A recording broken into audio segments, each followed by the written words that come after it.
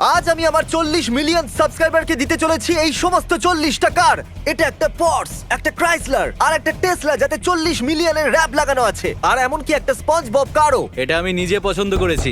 YouTube সবাইকে most recent সাবস্ক্রাইবারের লিস্টও দেয়। 40 million হওয়ার পর আমি ওই লিস্টটাকে রিফ্রেশ করলাম, আর সবার প্রথমে যে ছিল তাকে মেসেজ করলাম। ও একটা সারপ্রাইজ পেতে চলেছে। ও এটা জানি না যে ও 40টা কার পেতে চলেছে। আরে গাইস, কারের উপরে এরকম লাফিও না ভাই। 40টা গাড়ি পাওয়া কিরকম লাগে? কত ডলার খরচা করেছো? তোমার কি মনে হয়? $3 লাখ। আর সত্যি? হ্যাঁ, 5 লাখ? ওটা আমি বলবো না। Okay. ঠিক আছে বয়স, এগুলোকে লোড করো। এখন 40টা কার হলারের ওপরে লোড হয়ে গেছে। যেহেতু আমার ওই সাবস্ক্রাইবার 10 ঘন্টা দূরত্বে আছে, আর আমি এই 10 ঘন্টার যাত্রাটা 40 বার করতে চাই না, সেটা বোকামো হবে। তাহলে চলো যাওয়া যাক। 10 ঘন্টার যাত্রা করে অবশেষে আমরা পৌঁছেই গেলাম। চলো কিছু কার্স গিভঅ্যাওয়ে করা যাক। ভয় লাগছে। কাল তুমি নক করো।